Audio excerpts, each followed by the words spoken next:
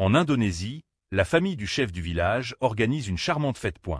Nungi sert des boissons à ses proches, mais son humeur change brusquement lorsqu'elle aperçoit son petit ami, Raman, arriver. Il la suit à travers la maison, jurant qu'il peut lui expliquer pourquoi il l'a ignorée pendant plusieurs jours. Nungi lui répond que s'il ne veut pas faire sa demande en mariage, il ne devrait pas lui faire de promesses.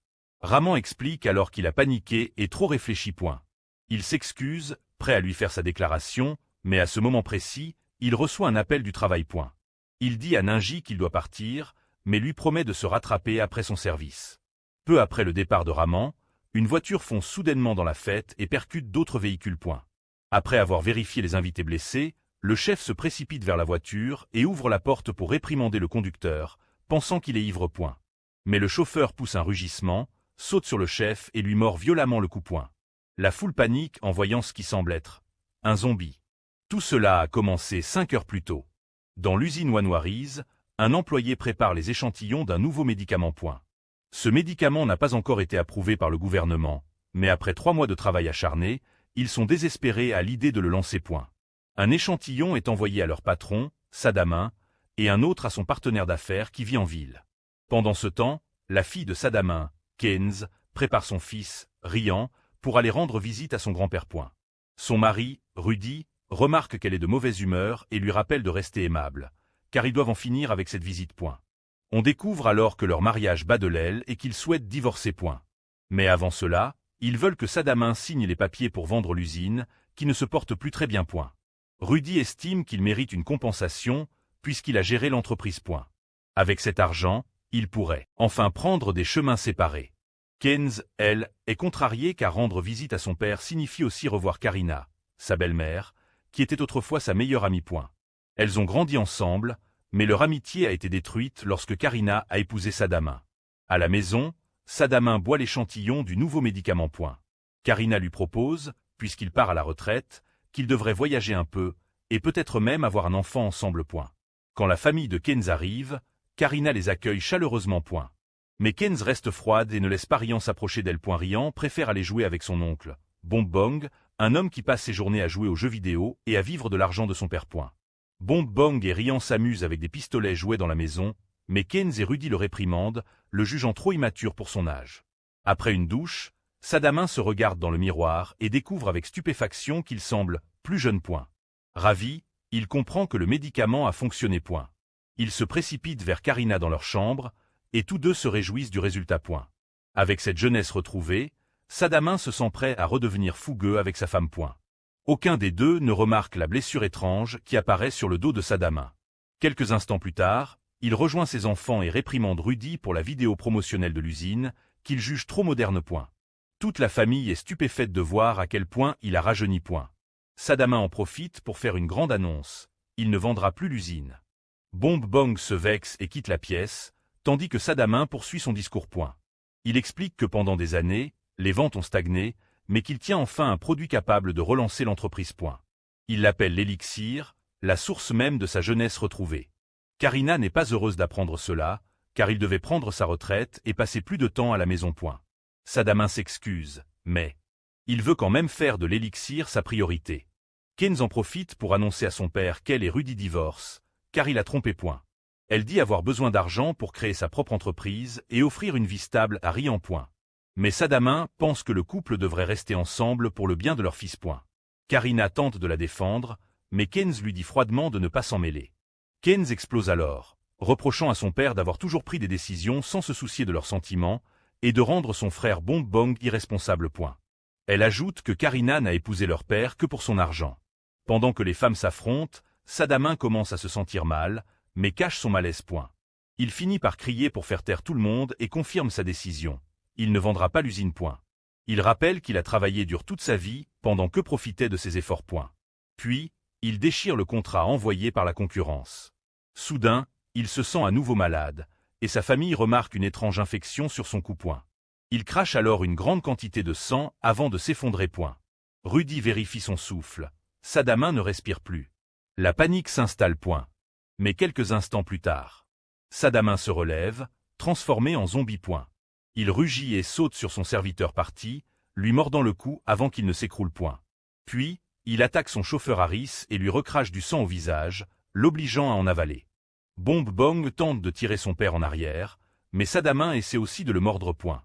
Karina et Keynes le retiennent de toute leur force point.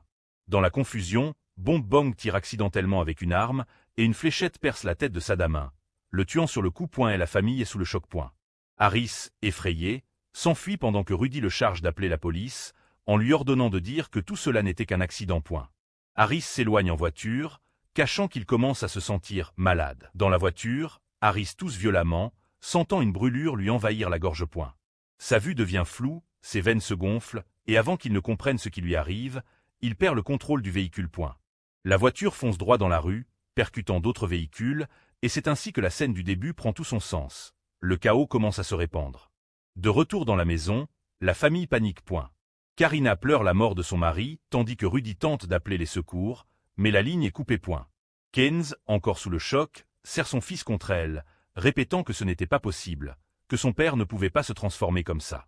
Bomb Bong, lui, reste figé, les yeux écarquillés, tenant toujours l'arme qui vient d'abattre son propre père point. Il marmonne qu'il n'a pas voulu le tuer, qu'il voulait juste l'aider point, mais avant que quiconque ne puisse dire un mot, ils entendent un bruit derrière eux point. Le corps de Sadamin, étendu au sol, commence à bouger point. Son bras tremble, puis ses yeux s'ouvrent brusquement point.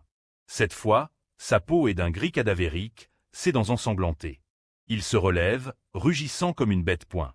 Rudy pousse Karina et Keynes vers la sortie et crie à Bomb Bong de tirer à nouveau point. Mais la fléchette rebondit sur le mur, il a raté sa cible. Sadamin fonce sur Rudy et le mord à l'épaule avant que Karina ne l'assomme avec une lampe point. Ils parviennent à s'échapper dans le couloir, laissant le corps retomber au sol une seconde fois. Dans la cuisine, Keynes essaie de panser la blessure de Rudy, mais elle remarque que sa peau devient étrangement pâle point. Rudy comprend avant elle ce que cela signifie point. Il lui dit de partir, de sauver leur fils, avant de perdre le contrôle point. Elle refuse d'abord, en pleurs, mais il la pousse loin de lui, fermant la porte derrière lui. Quelques instants plus tard, Keynes entend un cri déchirant, Rudy n'est plus humain. Pendant ce temps, à l'extérieur, des voisins entendent les bruits et s'approchent de la maison. Mais au moment où ils franchissent la porte, Sadamin bondit sur eux et les mord les uns après les autres points. Le virus se propage à une vitesse effrayante. À l'étage, Karina et Bomb Bong barricadent la chambre avec des meubles point. Riant, effrayé, demande si son grand-père va bien point. Karina ne répond pas, trop occupée à retenir ses larmes. Soudain, un bruit sourd retentit. La porte d'en bas vient d'être défoncée point. Les zombies envahissent la maison point. Keynes les rejoint, haletante, et tous se réfugient dans la chambre principale point. Elle crie qu'ils doivent sortir avant que tout ne soit perdu. Bomb Bong ouvre la fenêtre et regarde dehors. La cour est déjà remplie de gens enragés, mordant tout ce qui bouge point. Le chaos s'étend dans tout le quartier point. Les cris, les bruits de verres brisés et les sirènes résonnent au loin. Ils décident de s'enfuir par le toit point. Bomb Bong aide Riant à grimper, suivi de Karina et de Keynes point. Mais au moment où Bomb Bong monte à son tour, une main surgit et attrape sa jambe point. C'est Rudy, désormais transformé, le visage déformé par la rage point. Il tire Bomb Bong vers lui, essayant de le mordre. Karina hurle et le frappe avec une barre métallique, mais Rudy continue à avancer point. Keynes, en larmes, lui crie d'arrêter, de penser à leur fils point. Mais il n'entend plus rien. Bomb Bong finit par lui donner un violent coup de pied et réussit à se libérer point. Ils parviennent tous à grimper sur le toit point. De là, ils voient la ville entière sombrer dans la folie. Des voitures en feu, des gens courant dans tous les sens, des familles piégées dans leur maison. Karina murmure que c'est la fin du monde point. Keynes serre son fils dans ses bras, jurant qu'elle le protégera, quoi qu'il arrive. Sur le toit, la nuit commence à tomber point. Le ciel est rouge, illuminé par les flammes des maisons en feu point. Karina, Keynes, Bomb Bong et le petit Riant avancent prudemment sur les tuiles, essayant d'atteindre la maison voisine point. Mais le vent souffle fort, et chaque pas pourrait les faire glisser. Bomb Bong ouvre la voie point. Ils repèrent une corde à linge tendue entre les deux bâtiments point. C'est leur seul moyen de passer point. Ils testent la solidité de la corde, puis fait signe à Keynes de venir avec Riant. Keynes hésite, mais Riant serre sa main et dit qu'il n'a pas peur point. Elle respire profondément, s'accroche à la corde et traverse lentement point. Sous eux, des dizaines de zombies serrent dans la cour, levant la tête au moindre bruit point. Chaque craquement de tuiles fait battre leur cœur un peu plus fort. Une fois de l'autre côté, Bomb Bong aide Karina à traverser à son tour point. Mais à mi-chemin, la corde commence à se détendre point. Elle glisse, perd l'équilibre et tombe à moitié dans le vide point. Bomb Bang s'accroche à son bras de toutes ses forces, criant qu'il ne la laissera pas tomber point. Karina le regarde droit dans les yeux, les larmes aux joues, et lui dit « Dis à Sadamin que je l'aime encore. » Et avant qu'il ne puisse répondre, elle lâche prise point, son corps s'écrase sur le sol, au milieu des créatures affamées point. Les zombies se jettent sur elle dans un fracas d'horreur point. Bomb Bang hurle son nom, mais Kenz le tire de force pour l'éloigner point. Ils n'ont plus le choix, il faut fuir. Ils parviennent à descendre par une échelle rouillée derrière la maison voisine point. À l'intérieur, ils trouvent un petit groupe de survivants cachés dans le salon.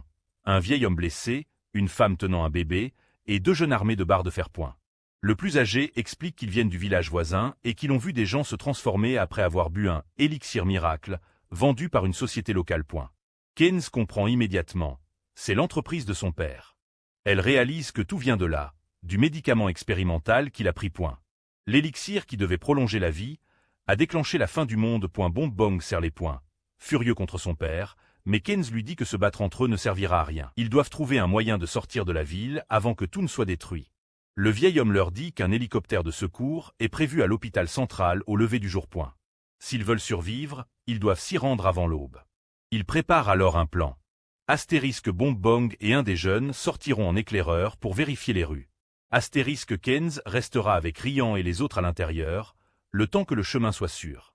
Pendant leur attente, Rian demande à sa mère. « Maman, pourquoi papy est devenu un monstre ?» Kenz baisse les yeux et lui répond doucement. « Parce qu'il a voulu jouer avec la vie, mon fils, et la vie s'est vengée. » Un bruit les interrompt point. Quelqu'un frappe violemment à la porte de service point. Tout le monde se fige. Bomb Bang revient en courant, criant. « Ouvrez pas. Ils sont derrière moi. » Il entre précipitamment, suivi d'une horde de zombies. Les survivants crient, renversent des meubles pour bloquer la porte point. Mais c'est trop tard. Les créatures envahissent la pièce point. Le chaos éclate. Le jeune homme est mordu immédiatement point. La femme avec le bébé hurle, fuyant vers la cuisine point. Kenz attrape Rian et s'enfuit avec Bomb Bang par l'arrière, grimpant l'escalier vers le toit. En bas, les cris cessent un à un point. Il n'y a plus que le silence, et le feu qui se propage dans la maison point. Le ciel s'éclaire lentement à l'horizon point. Le jour commence à se lever, mais la ville n'est plus qu'un champ de ruines point. Des colonnes de fumée montent dans l'air, et les rues sont envahies par des corps et des cris lointains point. Kenz, Bomb Bang et Rian avancent prudemment dans une ruelle, couverts de poussière et d'épuisement point. Ils marchent sans s'arrêter depuis des heures, en direction de l'hôpital central. Leur dernier espoir point sur le chemin, ils croisent un bus renversé, ses vitres brisées point. À l'intérieur, des passagers transformés griffent encore les sièges, prisonniers de leur propre enfer. Ils doivent trouver un moyen de sortir de la ville avant que tout ne soit détruit. Le vieil homme leur dit qu'un hélicoptère de secours est prévu à l'hôpital central au lever du jour point. S'ils veulent survivre, ils doivent s'y rendre avant l'aube. Ils préparent alors un plan. Astérisque Bomb Bang et un des jeunes sortiront en éclaireur pour vérifier les rues. Astérisque Kenz restera avec Rian et les autres à l'intérieur, le temps que le chemin soit sûr. Pendant leur attente, Rian demande à sa mère. « Maman, pourquoi papy est devenu un monstre ?» Kenz baisse les yeux et lui répond doucement. « Parce qu'il a voulu jouer avec la vie, mon fils, et la vie s'est vengée. » Un bruit les interrompt point. Quelqu'un frappe violemment à la porte de service point. Tout le monde se fige. Bomb Bang revient en courant, criant. « Ouvrez pas. Ils sont derrière moi. » Il entre précipitamment, suivi d'une horde de zombies. Les survivants crient, renversent des meubles pour bloquer la porte point. Mais c'est trop tard. Les créatures envahissent la pièce point. Le chaos éclate. Le jeune homme est mordu immédiatement point. La femme avec le bébé hurle, fuyant vers la cuisine point. Kenz attrape Rian et s'enfuit avec Bomb Bang par l'arrière, grimpant l'escalier vers le toit. En bas, les cris cessent un à un point. Il n'y a plus que le silence, et le feu qui se propage dans la maison point. Le ciel s'éclaire lentement à l'horizon point. Le jour commence à se lever, mais la ville n'est plus qu'un champ de ruines point. Des colonnes de fumée montent dans l'air, et les rues sont envahies par des corps et des cris lointains point. Kenz, Bomb Bang et Rian avancent prudemment dans une ruelle, couverts de poussière et d'épuisement point. Ils marchent sans s'arrêter depuis des heures, en direction de l'hôpital central. Leur dernier espoir point sur le chemin, ils croisent un bus renversé, ses vitres brisées point. À l'intérieur, des passagers transformés griffent encore les sièges, prisonniers de leur propre enfer. Vers une base militaire point. Mais le